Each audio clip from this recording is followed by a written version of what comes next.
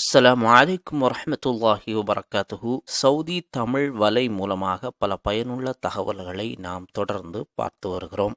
இப்போ மாஸ்க் போடாததுக்கு 1000 ரியால் இல்ல 10,000 ரியால் ஃபைனுன்னு சொல்லிட்டு பரவலாக வாட்ஸ்அப்ல மெசேஜ் வருது. இது ஆதாரப்பூர்வமான செய்தியா? இது உண்மையா? வாங்க வீடியோக்குள்ளாடி போகலாம்.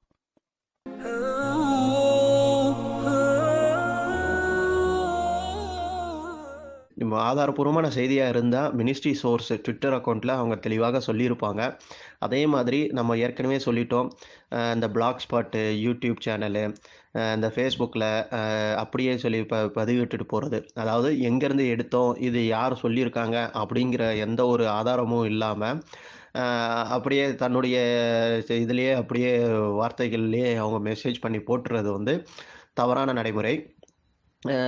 சவுதியை பொறுத்தவரைக்கும் ஆதாரபூர்வமான செய்தியா இருந்தா சவுதி பிரஸ் ஏஜென்சி, அது மட்டும் இல்லாமல் மீடியா நியூஸ் சேனல்ல வந்து அதாவது சவுதி கசட்டு, சவுதியுடைய சவுதி அரேபியாவுடைய நியூஸ் பேப்பர்ன்னு சொல்லும்போது சவுதி கசட்டு, அரேப் நியூஸு, அதே மாதிரி வளைகுடா செய்திகளில் கல்ஃப் நியூஸு, அப்புறம் கலீஜ் டைம்ஸ், அதுக்கப்புறம் நேஷ்னல், அதுக்கப்புறம் வந்து அர்காம், அப்புறம் மினிஸ்ட்ரி சோர்சஸ் எல்லா மினிஸ்ட்ரி சோர்சஸ்ஸு, அப்புறம் மினிஸ்ட்ரி ஆஃப் ஹெல்த்து,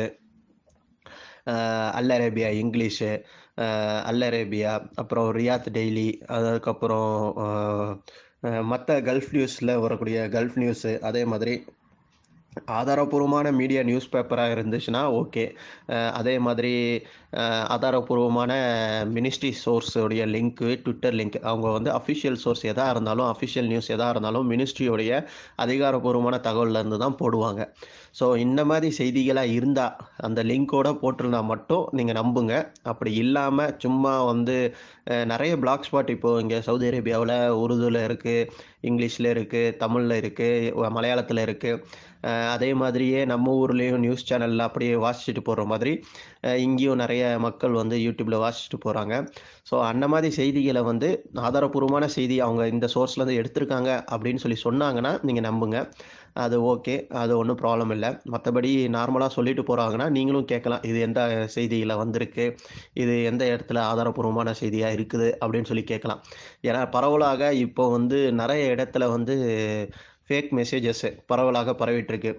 அதாவது மாஸ்க் போடாததுக்கு 10,000 ரியால் ஃபைனு அப்படின்னு சொல்லி பரவிட்டுருக்காங்க. சில இடத்துல வந்து வெளியே போகக்கூடாது, லாக்டவுன் சீக்கிரமாக வரப்போகுது அப்படின்னு சொல்லி பரவிட்டுருக்காங்க. கொரோனா வைரஸ் கேஸ் அதிகமாகிட்டுருக்கு அப்படின்னு சொல்லி பரவிட்டுருக்காங்க. ஸோ பரப்பிட்டுருக்காங்க. இதெல்லாம் வந்து தவறான நடைமுறை. நம்ம ஏற்கனவே பலமுறை சொல்லிட்டோம், எந்த ஒரு செய்தியாக இருந்தாலும் ஆதாரப்பூர்வமான செய்தியாக இருந்ததுன்னா சவுதி பிரஸ் ஏஜென்சி வெளியிடும். அது மட்டும் இல்லாமல் சவுதியோடைய அதிகாரப்பூர்வமான ட்விட்டர் அக்கௌண்ட்டு, மினிஸ்ட்ரியோடைய ட்விட்டர் அக்கௌண்ட்டில் அவங்களும் சொல்லுவாங்க. சவுதியோடைய மீடியா நியூஸ் பேப்பர்ஸ்லேயும் இடம்பெறும். ஸோ அதை மட்டுமே நம்ம வந்து நம்பணும்.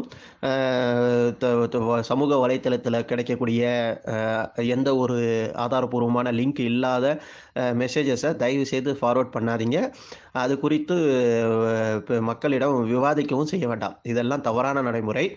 ஸோ மோஸ்ட்லி அதிகாரப்பூர்வமான ஆதாரப்பூர்வமான செய்தியாக இருந்தால் நம்ம முடிந்தவரை நம்ம தளத்திலே பதிவிடுவோம். ஸோ அதை மட்டும் இன்ஷா அல்லாஹ் பார்த்துக்குங்க. அது எங்கேருந்து எடுத்திருக்கோனுங்கிற அந்த லிங்கோடு தான் நம்ம பதிவிடுறோம். எதையுமே அதிகாரப்பூர்வமான செய்தியாக இருந்துச்சுன்னா நம்ம வந்து அந்த லிங்கோடு தான் பதிவிடுறோம். சும்மா நம்மளும் நார்மல் மெசேஜஸ் அப்படின்னு சொல்லி நம்ம போட்டுட்டு போகிறது கிடையாது.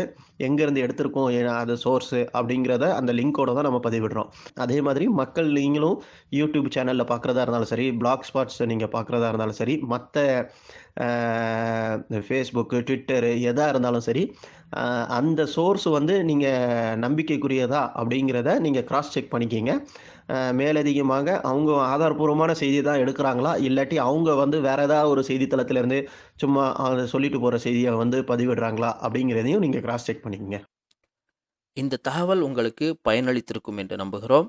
இந்த வீடியோவை பார்த்துட்டு இருக்கிறவங்க இதுவரைக்கும் நம்ம சேனலை சப்ஸ்கிரைப் பண்ணல அப்படின்னு சொல்லி சொன்னால் சப்ஸ்கிரைப் பண்ணுங்கள்.